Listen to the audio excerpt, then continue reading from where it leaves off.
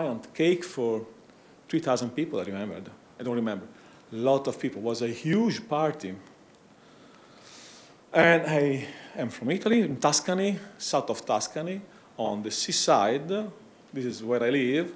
And this is the usually landscape that I'm covering with our huge wireless network. It's about 1,000 square miles for people that know the miles. I am a MikroTik enthusiast, but more than that, an evangelist. Everyone know me, know that I'm talking about MikroTik like if it's my product. And I'm also a founder of a Routing Wireless Academy that is an organization for high-quality training partners, and we have an exhibition table right there. And we have to start our presentation. I don't want to bother you with some other boring things about my story that no one wants to know. This presentation, as the other, is dedicated to my colleague that was a trainer like me and is not anymore with us. So this is my way to think about him and to bring him and teach him. So what about the map light? I will start to talk about the wireless. So I did a nice presentation on the USA MAM in Dallas the previous year with the map and maps light like a wireless Swiss nav army, building with your map a tool for doing about everything. And that's the map light. But this presentation is not focused on the map, but on wireless devices. Every MikroTik wireless devices use the same wireless package. So from the map light up to NetMetals and every MikroTik wireless hardware, in every devices you will find and you will use the same exact wireless package. So with the same exact functions, yes, with differences about band, frequencies, power, and so on, but the same thing. So I will explain you a few things that you can apply in every MikroTik wireless devices. Every one of these. I was not able to put all the MikroTik wireless stuff inside the slide, but that is the most representative one. What about the new wireless packages? A short story. MikroTik started to develop the new wireless packages that was called wireless rep. Rep, well, it means repeater. That you know, I don't know if you know, but MikroTik, when they start to develop a new package, bring them a new name. We had the wireless FP, wireless something, wireless rep, and so on. It was developed since the version 6.35 as optional packages. So you are free to choose if you want to upload separately and to try. It's up to you to try new functions. But they are now included into the new wireless standard packages. So since the version 6.37, that is the topic of my presentation, the wireless package it's just called wireless. It's inside the wireless rep. What will bring to us? Some new feature is some different behavior. I put there the most important, and I will tell you about the others that I was not able to fit into one presentation. The main one is the DFS setting, then the background scan, the wireless scan new features, very, very exciting, the station roaming, the repeater function, and the new virtual wireless interfaces, and about the future features. It's like a joke. It's like a trick. DFS settings. Up to date, so the version 6.36, you had on your wireless interface one setting for DFS. Disable, enable, no radar detect. 3 settings. And by default was? Yes, disable. Thank you, Guillaume.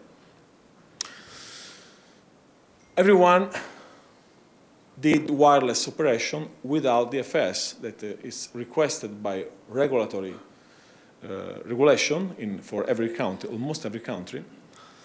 And MikroTik, since this version, removed these settings and did right. You have to know why you have to should, and today must, implement the DFS. It is not an easy thing to understand, but you should apply. And you should know how really the DFS work. It's really stupid that I will copy a nice and good presentation that my colleague Ron Tao did in London in 2006. So you can watch his presentation. That is one presentation talking only about the DFS, nothing else. The only topic is DFS. Watch his presentation. You can find on YouTube the slides with a lot of screenshot, spectrum things. Did you see the copyright notice that I did not remove, of course? And Ron, it's here at the MAM. You can meet him. You can know him about the Union Jack flag. He has the Union Jack on his black shirt. He will be happy to talk with you about DFS and discuss wireless things. He's a really expert of that. So, sorry, to finish the topic, it's not possible anymore to disable DFS. It's just included. Features that I will talk you. Background scan. With the new wireless package, it's now possible to do a wireless scan in background. So without losing the connection between the two devices, it's slow than the regular one, yes, but it's safe because it's transmitting, it's changing the frames between the wireless devices, and in the same time is doing wireless scan on different frequencies using your scan list, obviously. At the same time, yes, will decrease the throughput, at least, of course, you have to change the time of doing the things, but it's safe. You will not lose the connection between AP and the stations. It's really, really, really nice and exciting feature. It's very useful. Just one thing about that we work only in 802.11 standard. So will not work if you are transmitting in a stream or MV2. And the second condition is that the AP should be enabled to doing the background scan, because if it's not enabled, it not make a sense to do a background scan. The wireless is not running, you can do a regular scan one. If you want to try this at station, the station should be connected. Otherwise, it doesn't make a sense to do a background scan from a station that is not connected to an access point. What's it look like? Looks like that. By default, the scan is in background. If you try to push the scan button, the background, that is these settings, follow the red arrow, is selected by default. And I'm showing in the slide that I am connected as station. I am a station with this map light. The interface wireless, it's running. I am doing a scan in background, and the scan is running, see? And I'm watching all the hotels SSID and the other networks that I found nearby.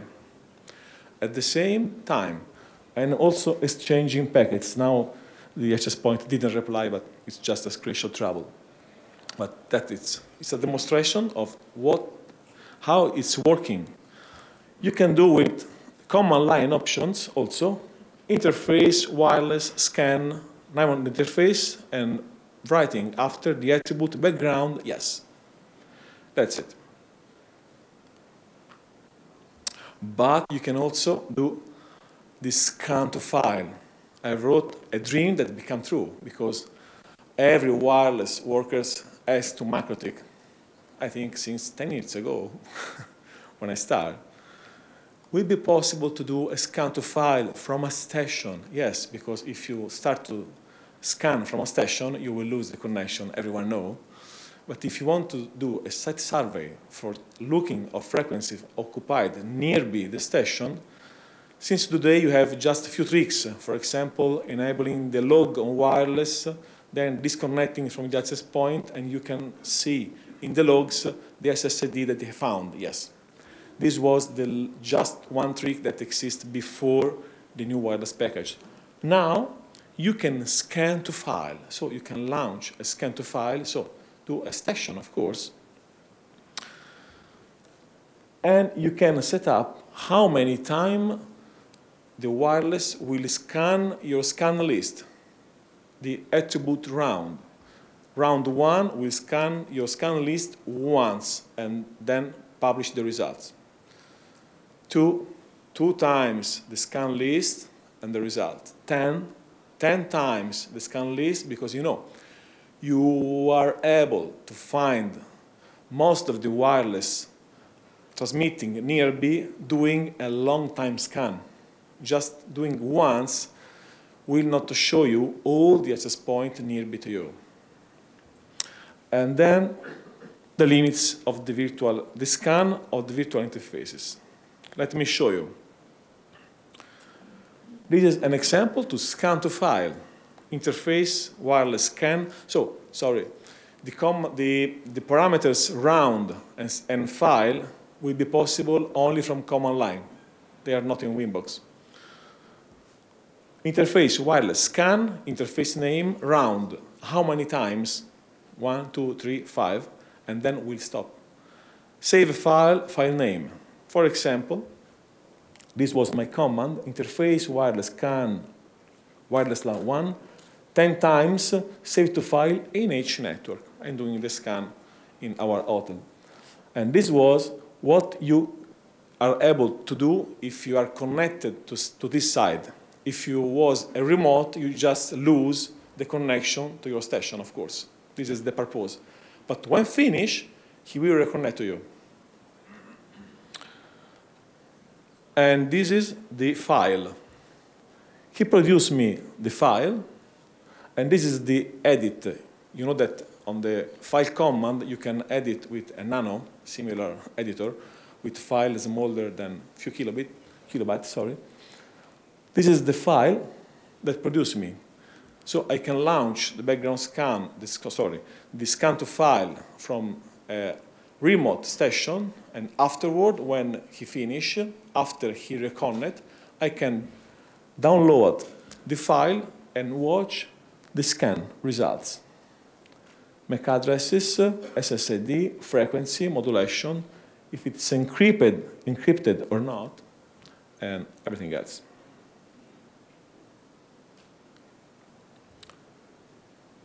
The scan command is also supported on the virtual wireless interfaces if the master interface is running. And it is always in background in this case, and it's right. If you do a scan from a virtual interface, he don't have to disconnect the master one. So will be in background without specifying that. And new features, very, very fresh and new feature. Since the version 6.38.3, the station roaming. The station roaming, it's available only for 802.11 protocol, and it's only for station mode. And obviously, if the wireless station, it's a router-OS device. How we work only for station settings. In this way, it's station, but can be station bridge, station pseudo bridge, and everything else, but as station.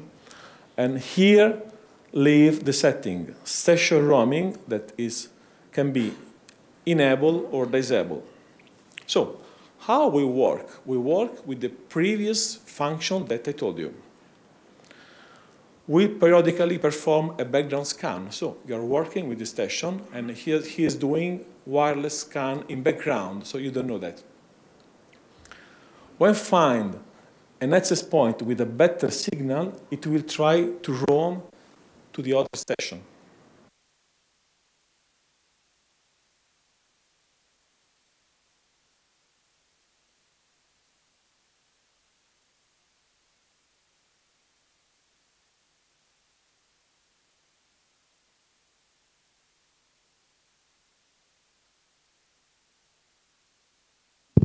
Yes. Oh, thank you. I'm looking for that.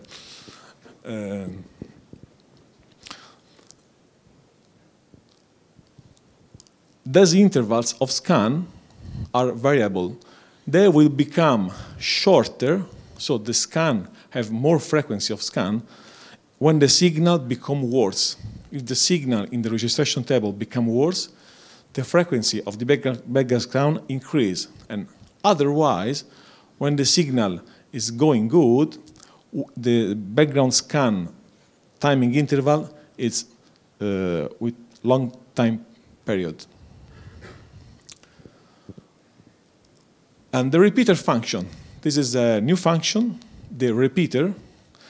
It's a one-click operation. This is very nice for home user that don't know anything about wireless, for example.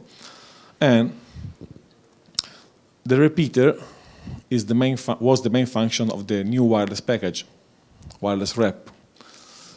The difference between the station bridge and pseudo bridge that I will tell you later. How it works? You have a new button into the wireless interface menu. It is Setup Repeater. What will do that? Pressing this button will open this pop-up. You have to set up the interface that you want to set up as station to connecting to an existing access point. Eventually, the MAC address of the device, the SSID that you want to repeat, and the pre-shared key if the AP use encryption. Then you have just to press start, like a scan, you know? How it works? The wireless repeater will receive the signal from the access point and repeat it using the same physical wireless interface. We'll extend the wireless services for the wireless clients, and we configure the wireless interface to connect to the AP in station bridge or station pseudo bridge. We create also for you virtual access point interfaces, a bridge, and we'll add both interface to this bridge. Just one tips about the pre-shared key. If the password is not specified, we'll try to find a WPS access point to find out the passphrase itself. And if the IP use the WPS, you don't need to specify the wireless password. So just can do the same command that you can do in Winbox, also by the terminal with interface wireless setup repeater wireless one. What we'll do for you is running, start. I try to repeat my personal access point that is not MikroTik. It's a 3G access point. Yes, this one. This is a TP-Link. The function, the nice thing side of this function is that you can repeat any brand of access point without doing nothing about WPS or personally strange things, nothing. Just to set up a repeater. I write the SSID that I want to repeat, the pre-shared key that I have, and push start. Scanning, done. That's all. He finished. You can now press stop. And what happened? He will create a virtual access point for you. This is a virtual access point that was created for you. We'll create a security profile using the SSID name, use it for the station and for the AP side, for both interfaces. We'll set up the virtual access point for you. This is the wireless LAN 2 that does not exist on my map light. Mode AP bridge, SSID, the same of my device that I have to repeat because it is a repeater function, so we'll use the same exact settings. The security profile that he created. We create a bridge and we'll add these two ports to the bridge. Last things, obviously set up the station for connecting to the access point to repeat with the SSID and the security profile that I specified, and nothing else. By default, we'll try to connect in station pseudo-bridge. Why? Because the station does not support bridging. It's a 802.11 limitation that everyone should know. So MikroTik have a special station mode. It's a station pseudo-bridge that for people that you don't know that, sorry, doing a masquerade for the layer 2 networks behind the station. So you can bridge a station this way, but obviously with few limitations. Some protocols don't like the pseudo-bridge, so it's not a full bridge layer 2, but it's similar. For browsing the internet will be okay. And no need to special settings like WDS. If the access point is MikroTik, I suggest you to use the MikroTik proprietary protocol that is the station bridge, and you can change that with the wireless settings, changing the mode to station bridge. This way will not do any masquerade to the layer 2, and if possible, to use anything in layer 2. It's a full bridge protocol. Nice things. New virtual wireless interface. This is the part that I like of my presentation. The new wireless package supports multiple configurations for virtual wireless interfaces. All the modes are supported by the virtual as station, as AP, and with mixed configuration. Yes, you can do really, really, really nice things with the new virtual wireless mode. In the past, RoderOS supported only virtual AP interfaces, so that should have the physical interface set up as a bridge or AP bridge. You can do mixing station and AP using the same physical interface. With the new feature, you can now set up virtual wireless in total. Total is between brackets because you can't do anything you want, but a lot of things. Yes, they obviously will not share the virtual interfaces, the same frequency and the same protocol. And no, you can set up virtual things on NV2, and it's obviously. I don't want to bother you with boring things. If you watch my map presentation in Dallas, you know that now I will show you something nice. I hope that you like. What's that?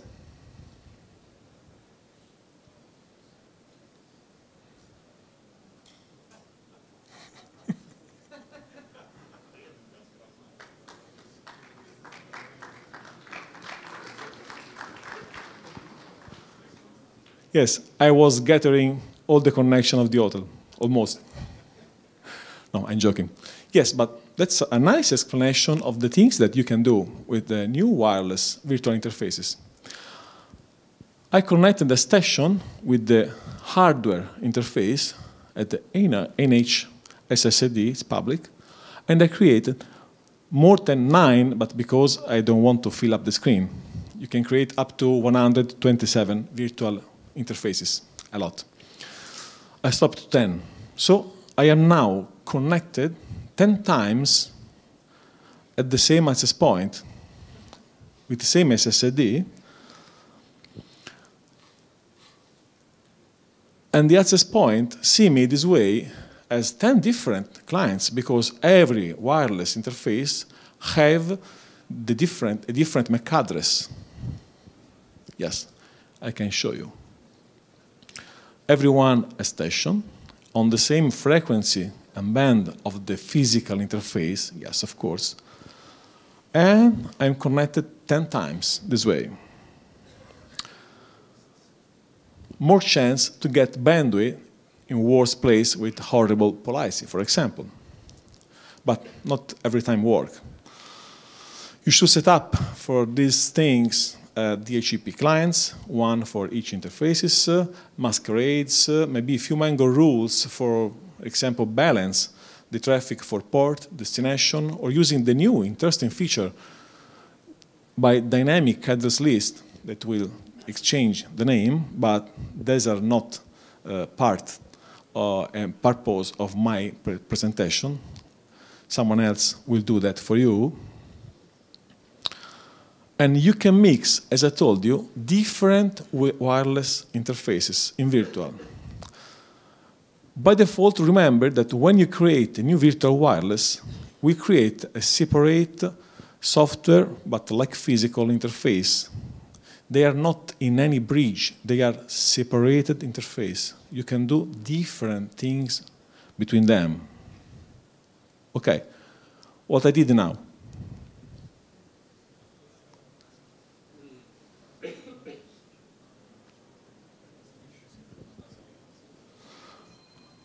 I created two virtual interfaces in wireless, one AP bridge and the second also. The first 10 are station, as before.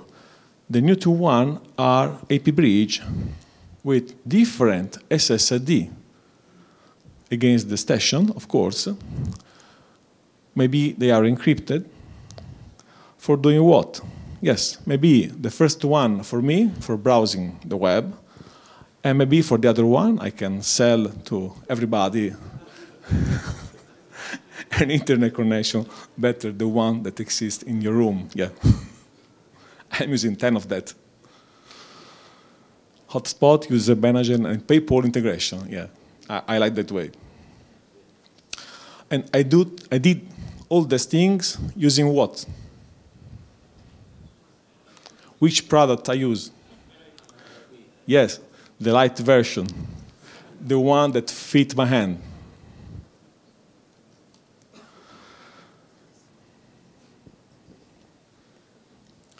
That's all. Future features. I observed the changelog a lot, and I found a few interesting things, but I don't know if MikroTik will implement them. Maybe it's a purpose or not, but in the recent version, they are using the GPS connection that exists since years for synchronize the time in your motherboard. You can synchronize the clock. And in Winbox, they tell to add Winbox menu. But I don't know that. You have to ask them. I hope you enjoy my presentation and the news of the wireless package since the version 6.37, and also, but I didn't tell you, they improve the wireless driver. The new wireless package have better performance than the previous one. And don't forget to visit our exhibition table, and we prepared a small game. You can, if you want, you can play answering about RouterOS function, networking features, and you can win MAG, map, and a CCR for free. It is not a joke. Challenge your network knowledge.